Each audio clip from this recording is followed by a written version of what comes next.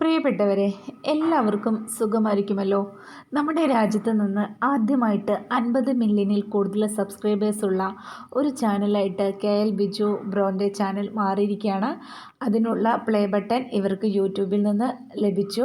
ഈ ഒരു കാര്യം ഞാൻ അറിഞ്ഞത് മനോരമ ന്യൂസിൽ നിന്നാണ്. അവരത് കമ്മ്യൂണിറ്റി പോസ്റ്റ് ഇട്ടിട്ടുണ്ടായിരുന്നു. അങ്ങനെ ഞാൻ വേഗം വന്നിട്ട് ഇവരുടെ ചാനൽ സെർച്ച് ചെയ്ത് നോക്കി യൂട്യൂബിൽ. അപ്പം ബിജു സാർ തന്നെ ഈ ഒരു കാര്യം അല്ലെങ്കിൽ ബിജു ചേട്ടൻ തന്നെ ഈ ഒരു കാര്യം അവരുടെ യൂട്യൂബിൽ പറഞ്ഞിട്ടുണ്ട്.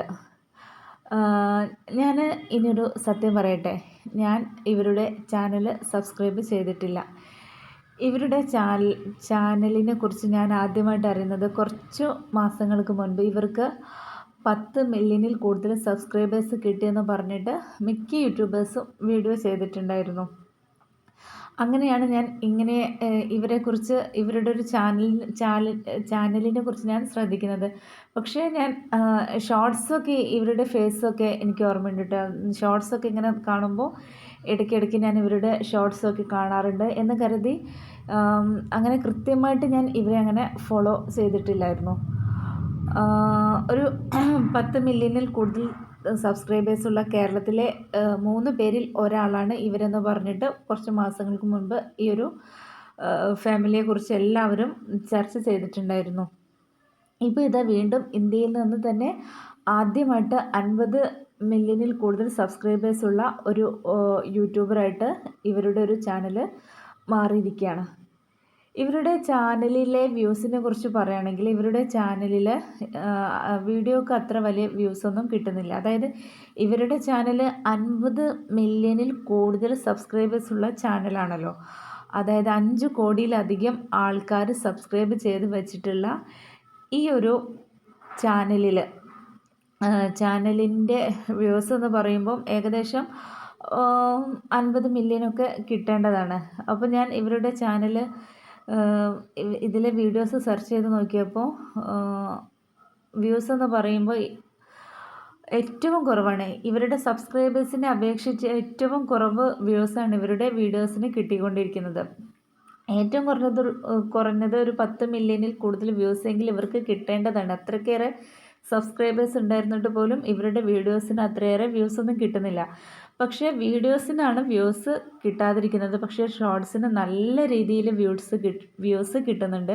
ചില ഷോർട്സൊക്കെ 70 കൂടുതൽ മില്യൺ അടിച്ചിട്ടുണ്ട് വ്യൂസ്.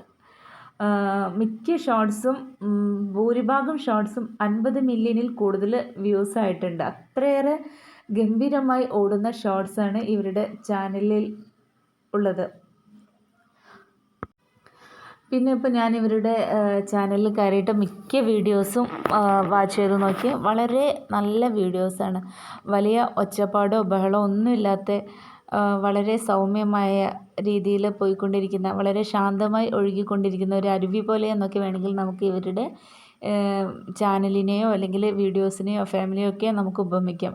അത്രയേറെ നല്ലൊരു ഫാമിലിയാണ് ഇവർ. അതുകൊണ്ടായിരിക്കാം ഇവർക്ക് ഇത്രയേറെ സബ്സ്ക്രൈബേഴ്സിനെ കിട്ടിയത്. ഏറ്റവും കൂടുതൽ വിദേശികളാണ്, അതായത് ഇന്ത്യയിൽ നിന്ന് പുറത്തുള്ള അല്ലെങ്കിൽ കേരളത്തിൽ നിന്ന് പുറത്തുള്ള ആൾക്കാരാണ് ഇവരുടെ ചാനൽ സബ്സ്ക്രൈബ് ചെയ്തതെന്ന് തോന്നുന്നു. കാരണം ഞാൻ പറഞ്ഞല്ലോ, ഷോർട്സാണ് ഏറ്റവും കൂടുതൽ. ഇവരുടെ സബ്സ്ക്രൈബേഴ്സിനെ അടിസ്ഥാനമാക്കി നോക്കുകയാണെങ്കിൽ ഏറ്റവും കൂടുതൽ വ്യൂസ് ഷോർട്സിന് കിട്ടുന്നുണ്ട്. ഈ ഷോർട്സിൽ കമൻറ്റ് വരുന്നത് ഭൂരിഭാഗവും ഇംഗ്ലീഷിലാണ് കമൻറ്റ് വന്നുകൊണ്ടിരിക്കുന്നത്. അപ്പോൾ അങ്ങനെ നോക്കുമ്പോൾ ഷോർട്സിന് കേരളത്തിൽ നിന്നും ഇന്ത്യയിൽ നിന്നും ഒക്കെ പുറത്ത് ഒരുപാട് ആരാധകർ ഉണ്ടെന്ന് മനസ്സിലാവുന്നു. പിന്നെ ഈ ബിജു സാർ അല്ലെങ്കിൽ ബിജു ചേട്ടൻ കഥകളൊക്കെ എഴുതുന്ന ഒരാളാണെന്ന് എനിക്ക് മനസ്സിലാക്കാൻ കഴിഞ്ഞു. അദ്ദേഹം നാടകത്തിലൊക്കെ അഭിനയിച്ചിരുന്ന ഒരാളാണ്. സ്വന്തമായിട്ട് ഏതെല്ലാമോ നാടകം ഒക്കെ സംവിധാനം ചെയ്തിട്ടുണ്ടെന്ന് തോന്നുന്നു. ഈ ഒരു കാര്യത്തെക്കുറിച്ച് എനിക്ക് ഉറപ്പില്ല. പക്ഷെ നാടകത്തിലൊക്കെ അഭിനയിച്ചിട്ടുണ്ട്. ഇദ്ദേഹത്തിൻ്റെ ചാനലിലെ കഥകളൊക്കെ, ഇവർ അഭിനയിക്കുന്ന കഥകളുണ്ടല്ലോ, അതൊക്കെ ഈ ബിജു ചേട്ടൻ എഴുതുന്ന കഥകൾ തന്നെയാണ്. പിന്നെ സിനിമ ചെയ്യണം എന്ന് ഏറ്റവും കൂടുതൽ ആഗ്രഹിക്കുന്ന ഒരാളാണ്. ഒരു സിനിമ സംവിധാനം ചെയ്യണം എന്ന് ആഗ്രഹിക്കുന്ന ഒരാളാണ്. പിന്നെ ഇവരുടെ അമ്മയുടെ ഓപ്പറേഷൻ്റെ സമയത്ത് ഈ ബിജു ചേട്ടന് സിനിമയിലേക്ക് അവസരം കിട്ടിയിരുന്നു. പക്ഷെ അന്ന് ഓപ്പറേഷൻ നടന്നുകൊണ്ടിരിക്കുന്നൊരു സമയമായതുകൊണ്ട് അവർക്കൊരു അവസരം ഉപയോഗപ്പെടുത്താൻ സാധിച്ചില്ല. പിന്നെ ബസ് ഡ്രൈവറായിരുന്നു. എനിക്ക് തോന്നുന്നു ഈ ബസ് ഡ്രൈവർ എന്ന് പറയുന്നത് ബസ് ഡ്രൈവറായിരുന്നോ കണ്ടക്ടറായിരുന്നോ എന്ന് എനിക്കറിയില്ല. എന്തായാലും ബസ് ജീവനക്കാരനായിരുന്നു. അപ്പോൾ ഞാൻ പറഞ്ഞു വന്നത് ഈ ബസ് ജീവനക്കാരൻ എന്ന് പറയുന്ന അല്ലെങ്കിൽ ബസ്സിലെ തൊഴിലൊരു ലക്കി തൊഴിലാണെന്ന് എനിക്ക് പറയേണ്ടി വരും. കാരണം നമ്മുടെ രജനീകാന്ത് ബസ് ജീവനക്കാരനായിരുന്നല്ലോ. അപ്പോൾ അദ്ദേഹത്തിൻ്റെ കലാപരമായിട്ടുള്ളൊരു കഴിവ് സിനിമയിലൂടെ പ്രകടിപ്പിച്ചപ്പോൾ വെച്ചടി കയറ്റമായിരുന്നു. രജനീകാന്തിൻ്റെ ഒരു ലെവൽ ഇപ്പോൾ ഞാൻ നിങ്ങൾക്ക് പറഞ്ഞു തരേണ്ട ആവശ്യമില്ലല്ലോ. ആ രജനീകാന്തിൻ്റെ അതേ ലെവൽ യൂട്യൂബേഴ്സിൻ്റെ ഇടയിലും ഇന്ത്യയിൽ ഈ ഒരു ബിജു ചേട്ടൻ വളർന്നു വന്നു. അപ്പോൾ എനിക്ക് പറയാനുള്ളത്, ഈ ബസ് ജീവനക്കാരൊക്കെ ഇത് കേൾക്കുകയാണെങ്കിൽ നിങ്ങൾ നല്ല ഭാഗ്യമുള്ള ജോലിയാണ് ചെയ്തുകൊണ്ടിരിക്കുന്നത്. അപ്പോൾ അതിൽ തന്നെ തുടർന്നുള്ള ഇന്നല്ലെങ്കിൽ നാളെ നിങ്ങളുടെ ലൈഫ് മെച്ചപ്പെടും. എല്ലാവരുടെയും ലൈഫ് മെച്ചപ്പെടും. പ്രത്യേകിച്ച് ബസ് ജീവനക്കാർക്കൊരു എന്താ പറയുക, ഒരു മോട്ടിവേഷൻ കൂടിയാണ് നമ്മുടെ ബിജു ചേട്ടൻ. പിന്നെ ബിജു ചേട്ടനെ കുറിച്ച് പറയാനുള്ളത്, ഇന്നല്ലെങ്കിൽ നാളെ നമ്മുടെ സ്വപ്നങ്ങളൊക്കെ സഫലമാകുമെന്ന് ബിജു ചേട്ടൻ പറയാറുണ്ട്. എനിക്കും അദ്ദേഹത്തിൻ്റെ ആ ഒരു വാക്കുകൾ എനിക്ക് ഒരുപാട് ഇഷ്ടപ്പെട്ടു. ഇന്നല്ലെങ്കിൽ നാളെ നമ്മുടെ സ്വപ്നങ്ങളൊക്കെ സഫലമാകും. അത് നല്ലൊരു ആശീർവാദമാണ്. നമുക്ക് വീണ്ടും വീണ്ടും സ്വപ്നങ്ങൾ കാണാനും പ്രതീക്ഷിക്കാനൊക്കെ വക തരുന്ന ഒരു മോട്ടിവേഷൻ കൂടിയാണ് ഇവരുടെ വീഡിയോ എന്ന് പറയുന്നത്. വലിയ എന്താ പറയുക, ഏറ്റവും ഉയരത്തിൽ നിന്ന് ഉയരത്തിലേക്ക് കയറിയവരല്ല ഈ ഫാമിലി. ഏറ്റവും താഴേക്കടിയിൽ നിന്ന് പതുക്കെ ആക്രാന്തം പിടിച്ച് ഓടിക്കയറി ബാക്കിയുള്ളവരൊക്കെ തട്ടിമാറ്റി എല്ലാവരും ചീത്ത പറഞ്ഞ് അങ്ങനെയല്ല, വളരെ സാവകാശം എല്ലാവരോടും പുഞ്ചിരിച്ച് താഴത്തേക്ക് വീണ്ടും വീണ്ടും നോക്കി മുൻപിൽ കയറാൻ ധൃതി കൂട്ടുന്നവർക്ക് വഴി മാറിക്കൊടുത്ത് അങ്ങനെയൊക്കെ വളരെ ക്ഷമയോടുകൂടി വിജയത്തിലെത്തിപ്പെട്ട ഒരു ഫാമിലി കൂടിയാണ് ബിജു ചേട്ടൻ്റെ ഈ ഒരു കുടുംബം. എനിക്ക് ഒരുപാട് ഇഷ്ടപ്പെട്ടു. ഇവരുടെ ചാനൽ ഞാൻ ഇപ്പോഴും സബ്സ്ക്രൈബ് ചെയ്തിട്ടില്ല. എന്തിനാ സബ്സ്ക്രൈബ് ചെയ്തതെന്നൊക്കെ വേണമെങ്കിൽ എനിക്ക് കളവ് പറയാം, പക്ഷേ സബ്സ്ക്രൈബ് ചെയ്തിട്ടില്ല. പക്ഷെ ഞാൻ സബ്സ്ക്രൈബ് ചെയ്തില്ല എന്ന് വിചാരിച്ച് ഇവർക്കൊരു പ്രശ്നവും ഉണ്ടായില്ല. ഇവർക്ക് ഭാഗ്യം മാത്രമേ ഉണ്ടായിട്ടുള്ളൂ. ഇത്രയേറെ സബ്സ്ക്രൈബ് ചെയ്യാത്ത ഒരാൾ ഞാനാണ്. ആ ഒരു കുറവ് നികത്തും എന്ന് ഞാൻ നിങ്ങൾക്ക് വാക്ക് തരുന്നു. അപ്പോൾ നിങ്ങളും എൻ്റെ ചാനൽ എല്ലാവരും സബ്സ്ക്രൈബ് ചെയ്യുക.